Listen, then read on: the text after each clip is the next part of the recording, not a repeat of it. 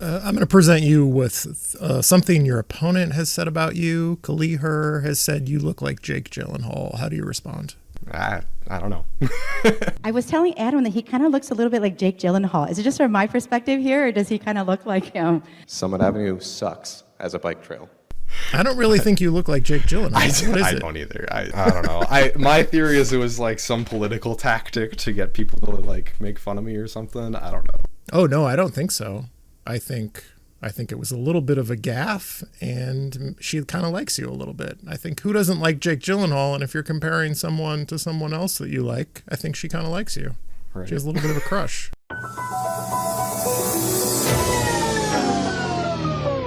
We're rolling. We're rolling.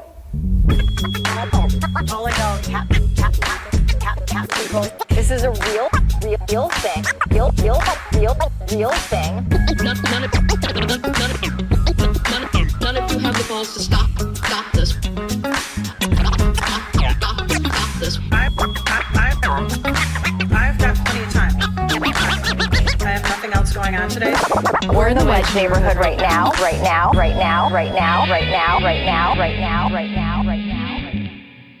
Apparently you have no qualms about showing up to the Wedge Live podcast with a messy bedroom. What is going on? Well, you gave me one day in advance. I had to get a new webcam because my cat ate the last webcam cord, so I'm making it work. Are you aware there's a video component to this podcast? I am. Yes. Okay. I'm throwing it all out there. People need to see how I am. This is the real Adam Dullinger, the real me. Right here. This is the Wedge Live podcast. I'm your host, John Edwards. Joining me today is someone I turned down for a bike ride, and I said, it's too much work, these in-person things. Like, I have multiple cameras, and we have to set up audio. It's a lot of editing work. And I said, we can't do a bike ride. I said, would you settle for a remote recording? You are a second-tier mayoral candidate. Would you settle I guess so. Yeah. Adam Dullinger running for St. Paul mayor is someone I consider to be a second-tier mayoral candidate in St. Paul. Is that fair? Yeah. No, come on, man. I can't believe you didn't let me go on a bike ride. You know how excited I was for that, but. Did you have it planned out? Did you have a route planned? Where were you? I had multiple routes. I didn't know how long you were going to give me. I was like, I'll go the full grand round. I'll go everywhere. I don't care. But, it's fun. So I've been joking about having a new segment on the Wedge Life podcast called Long Shots, subtitled Cranks, Weirdos, and Single Issue Candidates. And I wouldn't say you're a crank or a weirdo, but you appear to be a single issue candidate. Is that fair to call you that? I don't think so. I know I talk about bike trails and stuff a lot, but that's not the only thing. You talk a lot about transportation, which I like. I like having usually the oddball candidates, and I'm sorry to lump you in with oddball candidates, but you're a single issue candidate in my mind. And I like having someone there on the stage to bring things back to transportation. Like, I was watching the forum from last week this morning, and you got a public safety question, and you're like, yeah, but what about all the people who die on our streets? Like, there are as many people. I don't know if this fact is true, Adam. I don't know if I can trust you, but you said there are as many people who die on our streets in car crashes as in murders. Let's talk about that public safety question. Yeah. I mean, nationwide, I think it's roughly around 40,000 for each. Just in the city of St. Paul, because we've had such a reduction in gun homicides, I think it actually is higher in number of car deaths. I mean, just in my own neighborhood, I had someone get hit when across Dale Street, on Maryland Avenue, someone got hit and died, and their dog. I mean, there's so much safety issues, even when they do, because this was the 4-to-3 conversion that the county did on some of their roads. And immediately after they had that, someone died on it. And it's these are improvements, but there's more that could be done. And if you don't stop people from driving 100 miles an hour down the road, they're going to keep on doing that. So to get very serious, how seriously are you taking your chances to win? I'm taking this very seriously. I mean, I understand that, I'm not doing things the typical way. I'm not a typical politician. I'm not raising any money. I'm not spending any money. I think we got to get money out of politics. And I think if I truly believe that, I think the best way to do it is to try and do this without any money. And I know that puts me at a pretty severe disadvantage to the typical election cycle, but if people truly want change and want to like make a difference, I think that's one way to do it, and just gotta boost the civic engagement, get people talking more, and not just relying on Facebook ads and like throwing my name at people to hope they like form a association with my name or something. So my sense of it is that the bike people in St. Paul are with Carter. Like, do I have that correct? Like the bike activists in St. Paul? It depends. I mean, depends who you ask. I mean, I get lots of feedback from people saying they love what I'm talking about, the urbanist things and like all that stuff. So, I'm seeing positive feedback from that. I'm not as interested in like trying to figure out who's voting for me or not. I just want to talk about the issues, and like if people jive with that, then that's great, and I'd love to do the job. If someone thinks, well, Carter is my guy, I like that he supports Summit Ave, for example, I like his public works department and what they're doing, I'm excited about the future of transportation in St. Paul, like, can you distinguish yourself from that? Like, what's the contrast between you and Carter? Like, what's the problem and how are you better? I mean, the big thing, it's tough because, yes, Carter has done a lot of work with the bike trail system. I mean, the reason why I can bike to work is because of the Robert Pieram Trail down kind of by the airport. And like that happened under his watch. So, some of those things are still happening. I'm not saying that like, the city's going to go to complete crap if Carter gets reelected. But I think one of the issues that I see with when we build our bike infrastructure is that we're only doing it when we have a road reconstruction happening at the same time.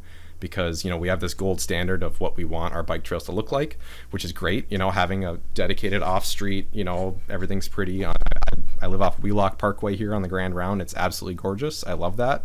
But there's a lot more that we can do on other streets that is maybe more temporary. I look to like Pelham Boulevard and a lot of streets in Minneapolis too, where you just have kind of the separation and then the flex posts. It's like, it's not ideal for, long term, but for the short term, just to get that network going and to get people riding and to get that like momentum going, I think that's extremely important, because right now we don't have a network. We have the Grand Round and a couple like connections over going towards the east side. That's how I can get to work, is through that route.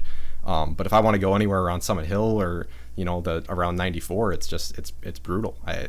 There's dangerous roads and I don't feel safe going there. And like I'm a regular guy, and just because you or me, who are bike people, can travel those roads and we know how to navigate them, it turns people off from going and doing that because they don't feel safe doing it. So it's just, you need to have that network effect. Wow, the rare candidate who is cheerleading bollards. Usually I will talk to people who are confused by bollards, they trash the bollards, and I have to explain, well, it's temporary. It is better than just a line of paint. It is better than nothing, and people don't like having small concrete barriers. I mean, realistically, you could just put a bunch of concrete blocks all the way along. That would work too, but people are scared about how it's going to ruin their car. So, the compromise is to put the flex posts. But I've also seen like little plastic balls. I don't know how to describe these, but like little plastic lumps, not like a full curb, but just like not a tall bollard, but just like a little hump of plastic attached to the ground. I don't know which cities I've seen those in, but other cities do this in different ways. Yeah, because then you can still have like delivery trucks get in if they really need to, but anything that like signals to the people that they can't, like this is a space for pedestrians and bikes, not for cars. So my interpretation of your answer is we need more. I've heard this from people in Minneapolis too. Like we need to be addressing all of the streets and not waiting for the reconstruction to come along. Exactly. Yeah. Is that and it's not expensive. Is that manageable? I mean, it's not expensive. How expensive do you think it would be? Absolutely not. Well, I did for the concrete blocks. I got 10,000 molds. If you get all the concrete you need for it, and you put it on every single bike lane in the city, it would be like $5 million or something to put protected, concrete paths on. I mean, that's a very rudimentary effort. That'd be the lowest cost you could possibly make it. You can make it nicer. But it's not nearly as expensive as some of these other projects. I mean, the Kellogg Avenue Bridge that we're rebuilding, that was $90 million or $76 million or something like that. And so like we have the money to do these infrastructure projects. It's just where do we put it? How long have you lived in St. Paul? 6 years now. So not quite as long as some of the other candidates, but I still care about the city. I bought my house here, so. Have you been involved in any activism or any groups on transportation or other things?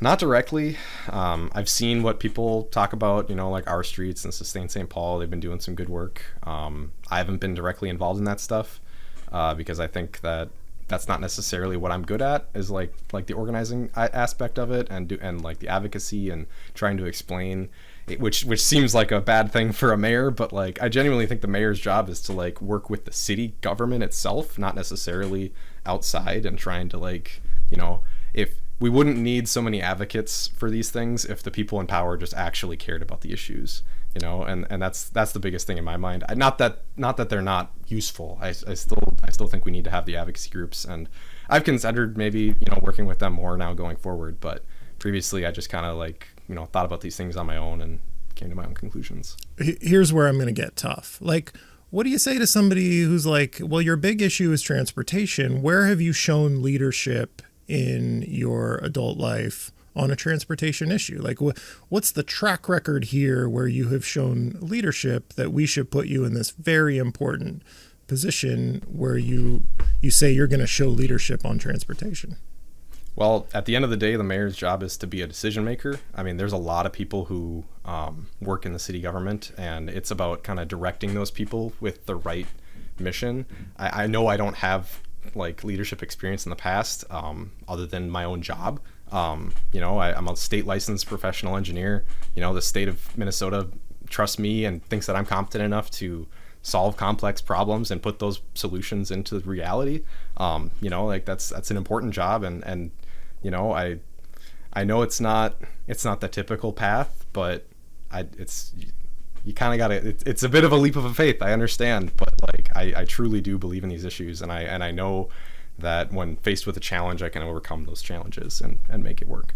Are you worried maybe you suffer from engineer brain where you're like, no, this is a math problem. Just do this. I know the right thing to do. Just do it. And then you'll be overwhelmed by the politics of it, where people are like, no, what about the parking? This doesn't make any sense at all. I will die if you do this. No to this bike lane. Part of it's just having those conversations and trying to explain it to them and not giving up on the conversation either. It's like sometimes people are a little stubborn with, the parking thing, but like, you build more bike lanes, that's another parking spot for someone whenever I bike. And so like you can follow through with those conversations and just be honest with people and like talk about it. In my own job, right, I have to work with people. I have projects that I work with. I work with firefighters. I make firefighting equipment.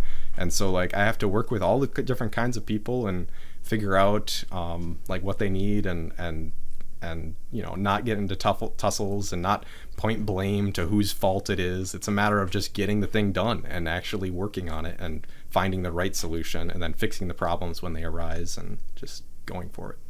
Do you have any validators, any endorsers who you could shout out and say, see, this person likes me, you should like me too? I mean, I don't have any like famous endorsements. Everyone, I have plenty of people I talk to who agree with me. My friend Jace, I told her I'd give her a call out during this interview. She's a big fan, so. Okay, Jace will vouch for Adam. Is that not good enough for people? Maybe, I don't know. And it's just, it's about me. I don't want people to vote for me because some other politician thinks that I'm the right choice. I want them to vote for me because they actually believe in me. Not in someone else's opinion. I'm the one who's going to be doing the job, not the person who endorses me. So. Do we need to talk about Summit Ave at all? I have been just endlessly frustrated when I talk to Kali on our bike ride, because she's a top tier candidate and she gets a bike ride, whereas Adam Dullinger, second tier, we're here remote on a remote call. But she wouldn't give me a straight answer on Summit, and then I like broadened it out and I said, okay, give me an example of a street you like. We're doing it the right way on this street. It doesn't even have to be in St. Paul. Have you been to a city that exists where you liked a street and you're like, we should do it that way? Right. And she dodged every version of the question. She dodges it all. I asked I can only think because she's still doing it, she still won't give a straight answer. I assume that she's working out the kinks in her talking points. I can only think she just doesn't want to give. Her intention is not to give a straight answer ever on this question. Right. Which is, she's running for mayor. Give a straight answer on transportation. It's like the biggest thing a city does. I know. Well, that's kind of my whole thing. I'm like, public works is the large, it's like I keep talking about transportation, but like public works is the biggest part of the government. It's like that's where we spend all our money. You need to be talking about that. And the fact that we're not talking about more is kind of crazy to me, because like it's important factors. And she just gives these, vague answers. And, the same thing, too, talking about vague answers, the Xcel Energy renovations, the Grand Casino Arena. I don't think we should be spending $200 million of city money on that. That's ridiculous. That's $600 per person, roughly. And that's just, like, not a good use of funds when we're also complaining about the fact that we don't have enough funding for things. So I think Melvin Carter would say we're trying to keep downtown alive. That's a big generator of people and money and tax revenue potentially for downtown. And like that's why he's asking money from the legislature to subsidize it. Some money from the legislature, but a big chunk from the city itself as well, and some from the wild. But based on their own estimates that I read was that they would increase the amount of spending in downtown by $100 million a year. That was their estimate. So based on a 10% sales tax revenue, it would take 20 years to pay off that initial investment, which by then they're just going to be wanting to tear down the building and build a new one anyway. That's what they did back with the Civic Center. Do you know much about the old Civic Center? I don't know. It's what was there before, I think it was called the Civic Center. It was there before the Xcel Energy Center. And it was there for like 20 years and it was doing great. And it was unique because it at the bottom of the rink, it didn't have like white. It just had clear acrylic. So you could see like right down to the ice. But then they wanted more advertising space. So then they filled those with advertising space, which then ruined the view. And then everything I've read about this basically said that's why they tore it down and rebuilt a new one. I'm like, because you intentionally ruined the view? Like, that's just so... It's like this cycle of like, it's old, we need to throw it away and get a new one. It's like, we need to like... I get that we need to maintain our own infrastructure, but... And it is a city-owned property, but the city doesn't get a whole lot of benefit from that. I mean, we get some revenue from that and rent from the Wild, but the Wild get to control like the entire booking process and everything. I think the city gets 6 days a year. I asked for the contract. I had to do a data request to get the contract, and it's just we don't get enough benefit out of that. And so $600 per person in the city of St. Paul is just unreasonable to ask. I'm going to present you with something your opponent has said about you. Kaliher has said you look like Jake Gyllenhaal. How do you respond? I don't know. Do you? I like the meme you made. That was fun. I don't really think you look like Jake Gyllenhaal. I don't either. Does he have the same eye color or something? What's going on with that comparison? I have no idea. She said that beforehand, and then she said it as her intro, and I'm like, right. She met you weird. And is like, oh, I got a great one-liner. I'm gonna say what my opponent looks like. I don't know. My theory is it was like some political tactic to get people to like make fun of me or something. I don't know. Oh no, I don't think so. I think it was a little bit of a gaffe, and she kind of likes you a little bit. I think who doesn't like Jake Gyllenhaal? And if you're comparing someone to someone else that you like, I think she kind of likes you. She has a little bit of a crush. I think it was a nice thing, but it kind of made her look a little silly when she said it. Well, whatever. Can you differentiate yourself? We talked a little bit about the arena and the subsidy for the arena, but like the constant question, property taxes and revenue. Do you have any big ideas on that? A big one on revenue with property tax is tax increment financing districts.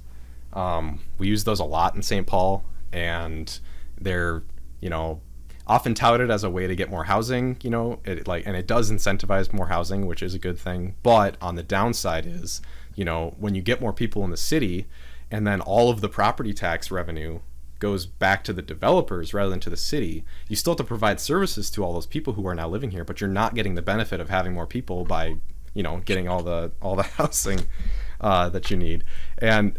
And so right now I think it's 8% of our property taxes go to tax increment financing districts. So like that's a huge part. A lot of people talk about the nonprofits and state buildings and churches and stuff that we have. that account to a lot of property value that's not being taxed. But the tax increment financing districts need to be slowed down because that's taking a huge chunk out of there. Why does your cat sound like a human child? What's going on? I have two of them. They fight sometimes. So Okay. one was laying on me. Microphone. Yeah, sorry. one was sitting on me. The other one wanted to come up, and it was not okay. Is the 8% number that you mentioned, is that like higher than most other cities? That's higher than typical in other cities, or do you know? I don't know specifics. I've heard people say we have the most of any city in the state, but I haven't seen the specifics on that.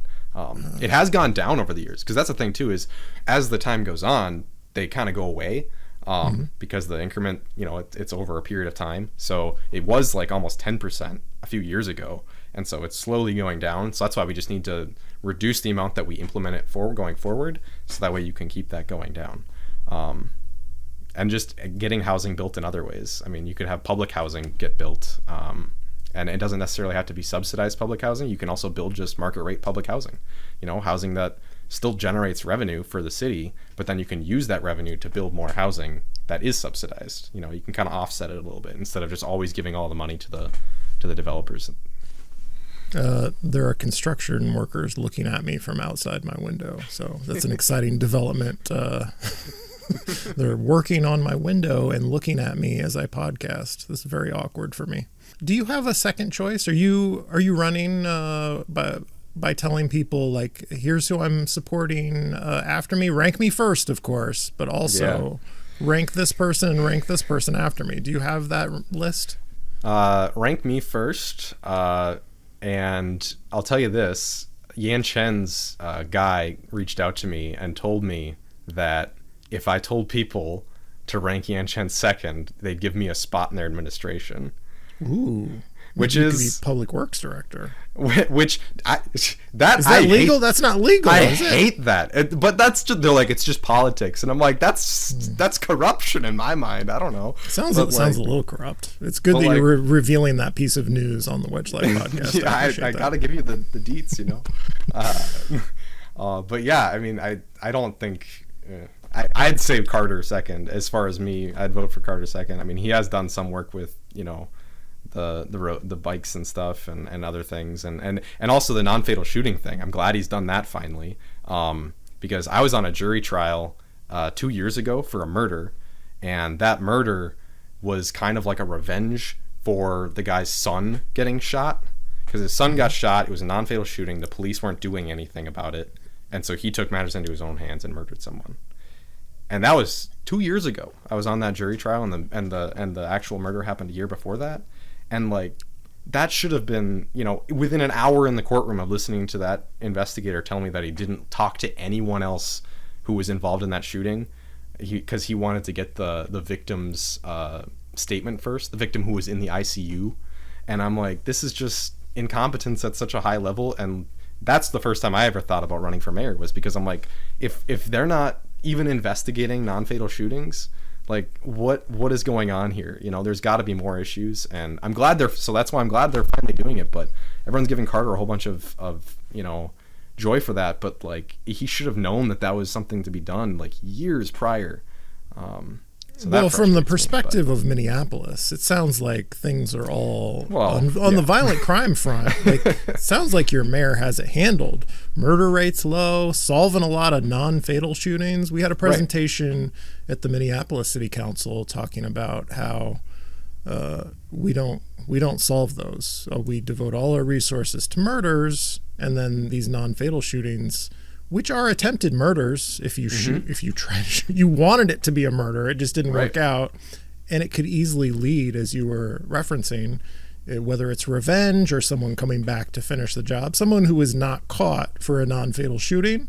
Exactly. That's the kind of person who's looking to do a murder in the future. So if you don't catch the person, it's a big problem. But sounds like Mayor Carter's got it handled. He seemed to have finally figured it out years later. But it's just, these are the kinds of things that, like, you need to be paying attention to all of those little details. And that's I'm a detail oriented person, and like, I dig into the details and I ask questions. I never stop asking questions. I'm deeply curious about how everything works, and It's, with things like the police, it's like you don't get to know those specific details, which is why it was so revealing to me that like when you finally do get to see the inside and how things are working, and you see issues, and then those issues aren't even solved for years later, it's like these are the kinds of things that need to be done decisively and quickly and be paid attention to. And so that's kind of where I differentiate. It's like I want to get in there and like find every little thing. And I know that, everyone wants to solve all the problems, but like I actually do like dive deep into these things and care deeply about finding that information and making the right decisions. Do you have positions on things like renters' rights, rent control? Do you have like a response to the rent control question? Is it in a good place right now? Was it a bad decision initially? Rent control is a tough problem, and it's up to city council to kind of figure that stuff out for the most part. But I did talk a while back against the exceptions, because everything that I've read about rent control across the country has shown that those exceptions are often the cause for the negative effects.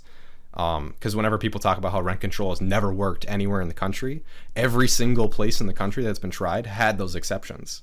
And so what ends up happening is you end up with housing that is rent controlled that then gets disinvested in, and you have another set of property that is, exempt, and then those rents go up faster than they would have without the rent control. And so you have this kind of weird dichotomy of like issues, but at the same time, the rent controlled properties, those people, their rents stay, controlled. And so there's positives, there's negatives. And so it's a complicated issue. I really wanted to try the no exceptions thing, like all straight up and just wait for it to, kind of settle out and figure it out. But people got antsy and rental housing starts like went down. So there was response to that. So I get it. But, it's also hard because, if you're building a new property and you have rent control, you can set your rent to whatever you need to do to make money. It's not necessarily about making a profit on your building. It's more about the financing issues. The national companies or the national banks didn't want to invest in a place that had rent control. It's just a checkbox, and they say, well, we're just going to give money to someone else instead. So that's a real issue, They want to see the rent growth and the income growth over time. They want to keep making more money, and if you can make more money at the neighboring town than here, then so is that's it a where you put your problem? money. Would it have been a problem if rent control had discouraged investment in new housing in St. Paul? I think it would be, but at the same time, it's a problem just for rentals, and half of the properties in St. Paul already are rentals. So I think a separate but connected issue is we need to build more housing that people can actually afford to buy. It's like I would love to live in a smaller place. My place is 1,400 square feet. I'd rather live in a place sub 1,000. I don't need all this space necessarily, but there aren't really a whole lot of options. You on Zillow and you look at places under 1,000 square feet, and for rentals, there's 1,400 places to choose from. But for condos or places you can buy, there was less than 200. So it's like there's huge dichotomy of like where people are building, and they want to build rentals because they can make more money off of it than building a condo or a co-op or something. So I think it'd be great if the city kind of had a way of connecting people who want to live in those types of places to get together and build a co-op, and maybe help with the financing of that, because it's tough to get 40 people together to all build a building together. So it'd be nice if there was like a structure for people to get actually to collect and get that going. That'd be awesome, because then you can kind of fight that and let people afford those places, because all the most affordable places to live are getting bought up by landlords and then rented back out to the people who could afford those places. Do you have any closing thoughts? Anything you wish we had talked about that I didn't get to? Like what? I just wanted to talk about everything. I'm always down to talk about all the different things. I guess we could talk about the CVS. That's another crazy one. Do you have a unique perspective on the famous vacant CVS and the livability issues surrounding it? I would like to clarify a statement I made on a previous forum that I said that the city council should eminent domain it and then demolish it. But I looked at the Ramsey County property tax and found out that property is valued at $3.5 million. So that's probably not the right choice. Sounds like they might be able to demolish it just from it being a vacant building and being a nuisance, and have power to do that through there. So that's great. That whole Lions Field area, they just came out with a whole bunch of new plans for what they want to do around there. And while those are all great, it's all low. It's a lot of low height, low density kind of property built. Like there's like a restaurant or something, which is, it's better than nothing. But I wish there was a little more push there. But private businesses can do what they want, I guess, on their own private. Do you have thoughts about the public safety situation on University Avenue in that area? Yeah, I mean, what do we do? That's a tough one. You kind of got to make sure that people aren't being antisocial, and like have the police actually be around there and like, have a presence, and not as like a, an obstructive force of like conflict, but just being there to like help and like give a sense that it's safe. If I'm walking by there and there's not a police officer, it's like you might have a tension there. And like if there is police around and like people are actually patrolling the area and just make it feel more safe. And that's all that you really need to do. And like also help those people with services that are, and guide those services to those people. So. Well, Adam Dullinger for Mayor of St. Paul, thank you for joining me. And thank you for bringing your cats. Yeah, they ran away now, but they're great. And thank you for not spending a moment cleaning up the bedroom before. You're welcome. You got to see how it is. I got this is like an oversized sweater. I've got my clothes. I have my backpack. I have another backpack. I have my rain gear for my bike. Got the cat scratcher. It's yeah, you were cloaked in a blanket the whole time, and I feel like you were the stereotypical person who should be working downtown but is apparently working from home cloaked. I don't work from home. I really? came home early for this. Yeah, no, this would definitely be a little more cleaned up if I was working from here, but but yeah, I work. I do not work remote, but my house right now, I have this because my house is a little cold. I've been pushing off turning on the heat.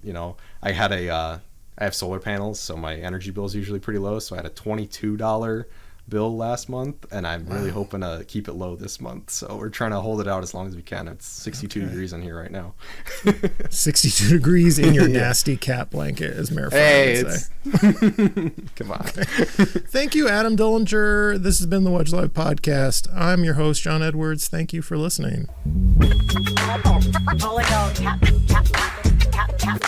This is a real thing. Real thing. None of you have the balls to stop this. Stop this.